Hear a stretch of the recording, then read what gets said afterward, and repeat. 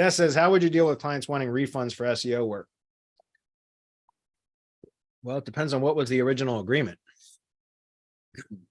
If there was no guarantee in the original agreement, then I would tell them to go shit in their hat. Seriously.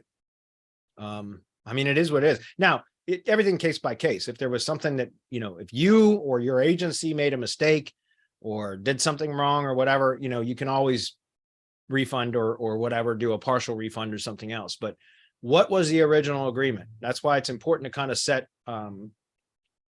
expectations and stuff ahead of time. I don't do contracts, just so you know, because people are going to say, well, then that means you should probably have a contract. Yeah, if you want, you can. I don't like to do contracts because I always say month to month.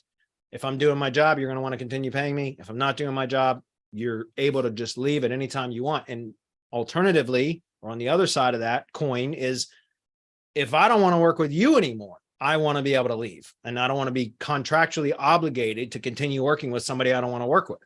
So that's why I don't do contracts. But it's real clear right up front. If I'm going to make a guarantee offer, that's going to be part of my pitch anyways, part of my offer. It's going to be very clearly defined. But if there's not going to be a guarantee, then that's going to also be said right up front. Like, hey, this is SEO work. I'm getting paid for my work. It historically produces result.